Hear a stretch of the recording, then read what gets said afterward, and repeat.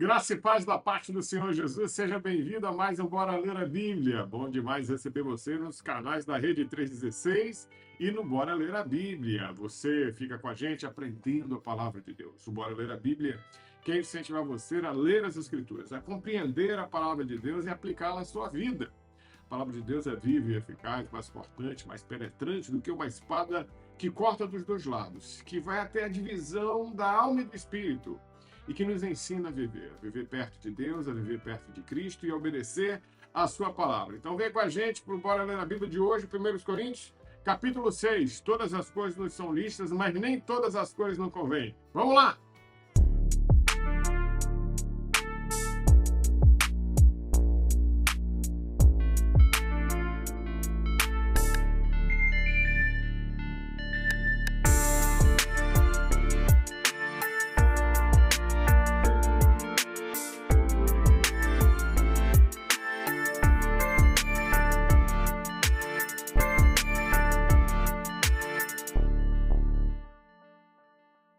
Pegue o texto da palavra de Deus e vamos ler, tá? Eu vou ler na NVI, na Nova Versão Internacional. Você lê na versão que você achar melhor, tá bom? Na versão que você achar melhor e vai ser bom para você e bom para mim termos um texto para a nossa leitura. Então, enquanto eu abro aqui a minha Bíblia, você vai procurando o texto de 1 Coríntios, capítulo 6, que vai falar sobre litígio entre os irmãos. Então, vamos lá, bora ler a Bíblia.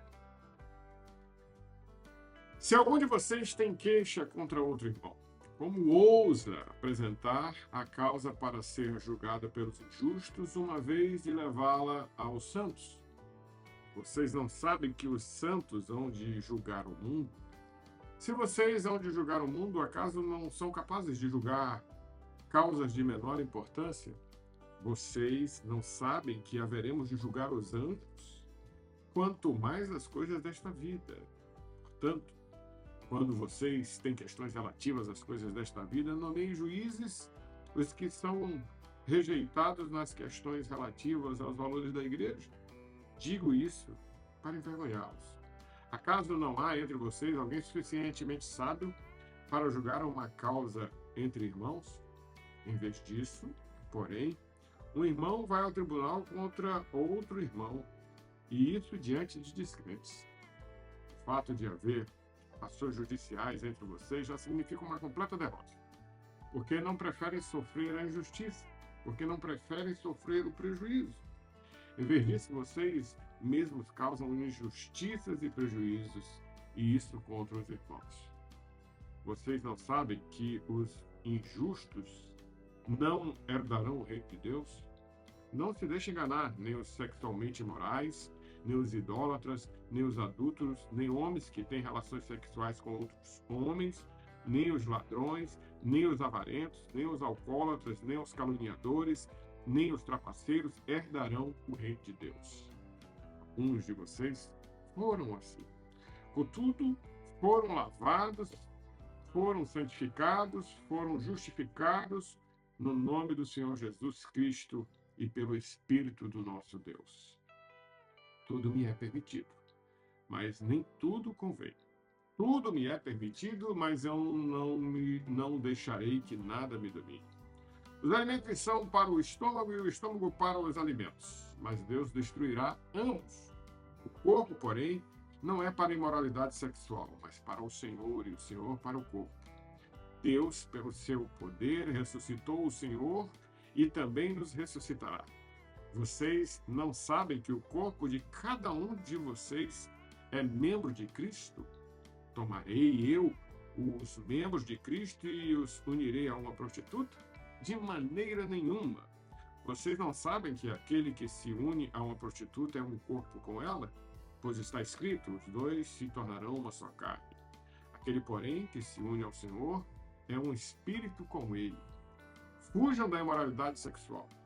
Todos os outros pecados que alguém comete são cometidos fora do corpo, mas quem comete imoralidade sexual peca contra o próprio corpo. Acaso não sabem que o corpo de vocês é templo do Espírito Santo, que está em vocês, o qual receberam de Deus? Vocês não são de vocês mesmos. Foram comprados por preço. Portanto, glorifiquem a Deus com o corpo de vocês. Louvado seja o nome do Senhor. Mais um texto que nós lemos.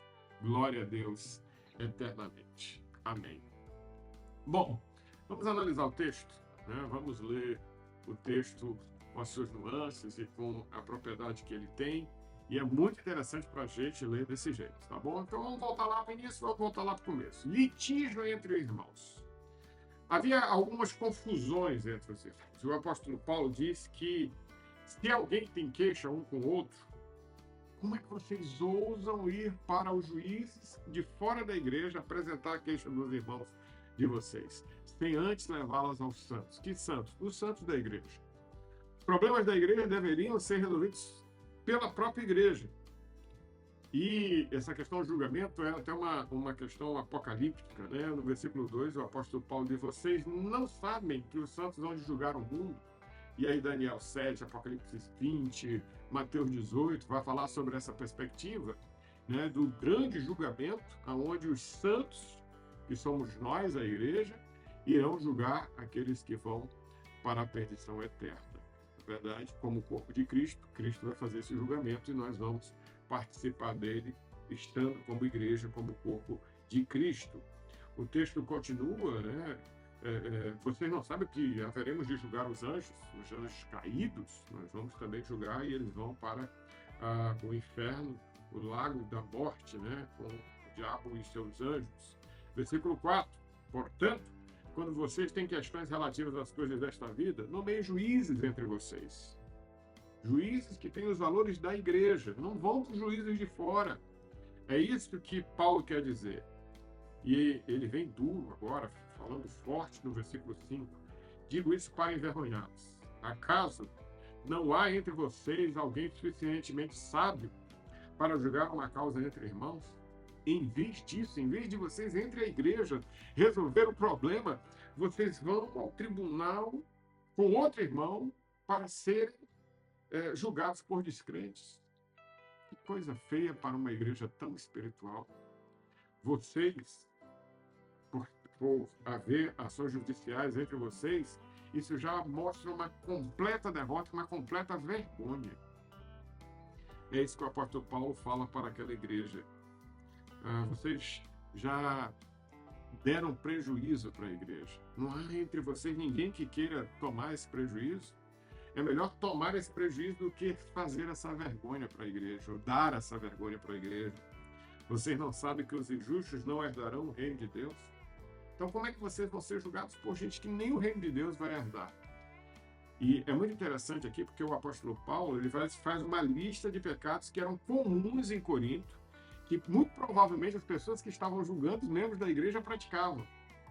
E aí ele diz, versículo 9, não se deixe enganar, nem os sexualmente imorais, nem os idólatras, nem os adúlteros, nem homens que têm relações sexuais com outros homens. Algumas versões falam de ativos e passivos. Nem os ladrões, nem os avarentos, nem os alcoólatras, nem os caluniadores, nem os trapaceiros herdarão o reino de Deus. Vocês, igreja, vão herdar o reino de Deus, mas vocês se deixam julgar por todos esses pecadores que comumente na sociedade de Corinto haviam esses pecados. Todos eles, tanto os de ordem moral no aspecto financeiro, como de ordem moral no aspecto sexual. E estes homens estavam julgando os santos da igreja. O apóstolo Paulo chega para criticá-los, dizendo que alguns de vocês foram assim, alguns de vocês cometeram esse pecado. Contudo, foram lavados, versículo 11. Contudo, foram lavados, foram santificados, foram justificados no nome do Senhor Jesus Cristo e pelo Espírito do nosso Deus. Como é que vocês se deixam julgar por gente que vive nessa vida de lama, nessa vida de pecado, nessa vida distante de Deus? O que estava gerando isso? Uma concorrência. Um grupo que não se dava com outro grupo no meio da igreja, e por causa disso eles tinham litígios, tinham partidos. Eles brigavam entre si, e quem era juiz entre eles? Os pecadores de Corinto. O apóstolo Paulo condena isso de forma veemente. E ele diz para a gente hoje que é melhor tomar o prejuízo do que levar o irmão à justiça. e que fazendo com que incrédulos julguem a gente. É esse o contexto aqui desse texto, é esse o momento específico que o apóstolo Paulo condena um irmão que leva o outro em juízo por conta das suas picuinhas, das suas brigas, das suas bobagens, por conta do seu egoísmo, por conta da sua jactância ou por conta do seu fermento pecaminoso, tão imoral que leva aos imorais o juízo dos cristãos santos que um dia vão julgar todo mundo. É esse o pecado aqui de Corinto, essa arrogância, essa vontade de ser melhor do que o outro. E o apóstolo Paulo critica isso duramente aqui no capítulo 6 de 1 Coríntios. O assunto parece mudar, mas ainda é o mesmo, porque tem a ver com esse orgulho, com essa propriedade de querer ser mais do que os outros. Se você ler na sua Bíblia, você vai ver que o versículo 12 e o 13 traz expressões entre aspas. Tudo me é permitido, tá? Entre aspas, que é uma citação da desculpa que havia entre os crentes de Corinto. E o apóstolo Paulo responde, mas nem tudo me convém. Entre aspas, tudo me é permitido, mas eu não deixarei que nada me domine. Versículo 13, os alimentos são para o estômago e o estômago para os alimentos. E aí o apóstolo Paulo, isso entre aspas, mas o apóstolo Paulo responde, mas Deus destruirá ambos. O que tem a ver versículo 12 e versículo 13? Eles queriam justificar a imoralidade sexual dentro da igreja. Havia ainda cristãos que se diziam convertidos, que estavam se deitando com prostitutas, cultuais ou não. Havia um pecado imoral dentro da igreja na relação sexual, e isso desde o capítulo 5 é combatido, né, no aspecto de que havia dentro da igreja um homem que se deitava com a sua madrasta. E aí aqui, os argumentos do povo de Corinto tudo me é permitido. Os alimentos são para o estômago, estão para o alimento, assim como o corpo é para fazer sexo. É isso que eles queriam dizer, mas o apóstolo Paulo combate. Tudo me é permitido, mas nem tudo convém. Tudo me é permitido, mas eu não me deixarei ser dominado por isso. Os alimentos são para o estômago para os alimentos, mas Deus vai destruir todos, o estômago e os alimentos. Por isso a gente tem que ter muito cuidado com a justiça de Deus. O corpo, porém, não é para a imoralidade sexual, mas para o Senhor. O corpo, quem nós somos, que é templo do Espírito Santo, é para a glória de Deus. Por quê? Deus, pelo seu poder, ressuscitou o Senhor e também nos ressuscitará. Ressuscitará novamente este corpo. Vocês não sabem que o corpo de cada um de vocês é membro de Cristo? Tomarei eu os membros de Cristo e os unirei a uma prostituta? Então, Paulo está falando de forma veemente. Toda prostituição, todo corpo unido a uma prostituta é condenável e é pecado. De maneira nenhuma, ele diz no versículo 15. Vocês não sabem que aquele que se une a uma prostituta é um corpo só com ela? Os dois se tornam uma só carne. O apóstolo Paulo aqui cita Gênesis 2:24. Aquele, porém, que se une ao Senhor é um espírito com ele. Do jeito que nós nos unimos espiritualmente, como corpo, ao Espírito de Deus que habita em nós, quando nós nos unimos fisicamente a uma prostituta, nós desonramos o corpo de Cristo e o próprio Espírito de Deus que habita em nós. É isso que o apóstolo Paulo fala. Por isso, a expressão no versículo 18, fujam da imoralidade sexual. Fujam. A Bíblia nos ensina para resistir ao diabo, mas para fugirmos da imoralidade sexual. E a gente tem aqui o exemplo clássico de José. Quem não ouviu aí, né, a nossa playlist de Gênesis, vai lá quando eu falo sobre José fugindo. José, um homem bonito, fugindo do assédio sexual da esposa de Potifar, ao ponto de que ela tenta assediá-lo e ele foge, corre, deixa a capa e ele é acusado falsamente. O apóstolo Paulo diz aqui, fujam da imoralidade sexual. Todos os outros pecados que alguém comete são cometidos fora do corpo, mas quem comete moralidade sexual peca contra o próprio corpo. Este corpo que é para a glória de Deus. Este corpo que espiritualmente se une a Cristo. Faz parte do corpo de Cristo, onde ele é o cabeça.